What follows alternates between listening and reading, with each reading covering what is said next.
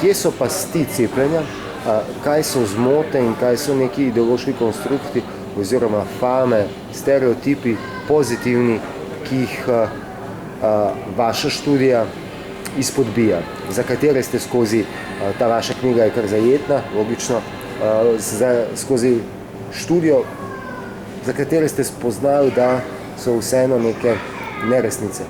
No, ena izmed najhujših laži, najbolj problematičnih je ta, da cepiva, preden pridejo na trg, da so seveda preizkušena varnost, učinkovitost v nekih strogih, dolgotrajnih, rigoroznih znanstvenih študijah. To niti slučajno ne drži. Študije, na podlagi katerih cepiva pridobijo dovoljenje za promet, so metodološki zmazki. In to mislim zelo, zelo dobesedno. To ni metafora, niti ni neko zelo slikovito izražanje, ampak je dobesedno metodološki zmazki. Namreč zasnovane so tako, da niti slučajno ne morejo zajeti niti kratkoročnih stranskih učinkov, kaj šele srednje ali dolgoročne. Gre popolnoma, vi brez problema na katerem koli področju, lahko je medicina, lahko je sociologija, lahko je pač nima veze, katerokoli znanstveno področje, če ga poznate, lahko za nekaj znanja v bistvu brez problema zastavite študijo tako, da dobite ven rezultate, ki jo vi hočete. Ne, da bi dejansko potvarjali podatke. To je tukaj ta pomemben catch. Gre samo za to, kako zastaviti metodologijo. In recimo, če govorimo o študijah, ki se ukvarjajo z varnostjo cepiv, je ogromno metodoloških napak, ki seveda omogočajo, da slika, ki jo dobimo o cepivu, o tem, koliko je dejansko varno oziroma nevarno, nima veze z realnostjo. Če jih ene par naštejem, prvi je že ta, da farmakokinetika cepiv ni obvezno delati študij. Farmakokinetika je v bistvu, kako se cepivo absorbira v telesu, kam potuje, v katere organe se nalaga, kaj tam počne, kako se izloča. Torej, farmakokinetične študije niso obvezne za cepiva in se ne izvajajo. To je ta prva popolnoma nesprejemljiva zadeva.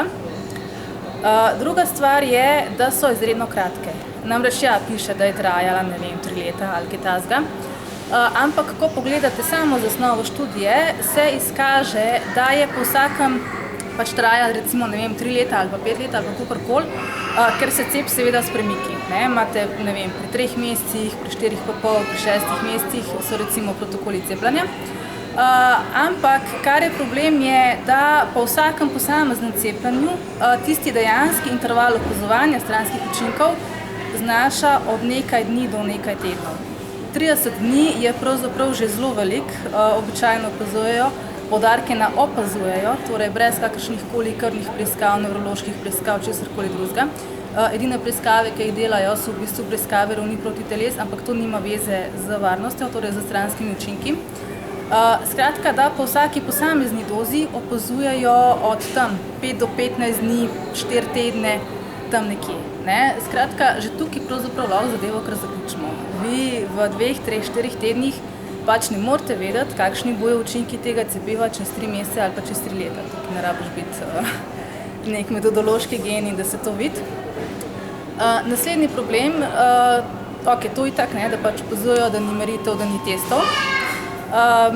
Ironija je, da pravzaprav o stranskih učinkih poročajo starši in medicinske sestre na tistih kartončkih za poročanje. To je pač tak zelo tipičen protokol. Večina študij gre po temu, se pač imate tudi kakšne izjeme, ampak tako, če govorimo na splošno. Nadalje je, kaj sem hodila zdaj reči? Ne uporablja se placeba. To je še ena izjemno problematična zadeva. Ne uporablja se fiziološke tekočine, to bi bil recimo pravi placebo in zaradi tega ni prave kontrolne skupine. Kar se uporablja kot placebo, namesto placeba je ali neko drugo cepivo, ali recimo starejše cepivo, ali pa to isto cepivo, ki se ga preizkuša, vendar brez virusov pa bakterij. Ostanejo pa seveda vse ostale snovi v njem, recimo aluminijevi adjuvansi. In na ta način, ko imate vi to lažno kontrolno skupino in pač testirano skupino, ki jih pravzaprav cepite z isto zadevo, se pravi ali starejšim cepivom ali drugim cepivom, ali z varkom, ki vsebuje vse, razen pač tistih nekaj bakterij, lahko vi povsem legalno, ne pa seveda tudi legitimno napišete, da je cepivo X popol enako varno kot placebo. kar drži, seveda.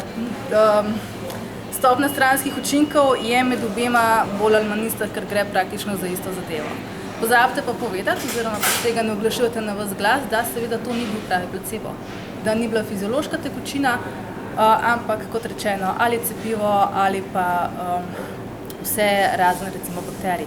S tem, da vemo, da so aluminijevi adjuvansi tisti, ki so odgovorni za zelo velik delež stranskih učinkov, od avtoimunskih bolezni do nevroloških poškodb. In če vi v tem svojem placebu seveda pustite celoten delež aluminijevih adjuvansov, je logično, da bojo poškodbe v eni in drugi skupini bolj ali manj iste, dokaj podobne ravni.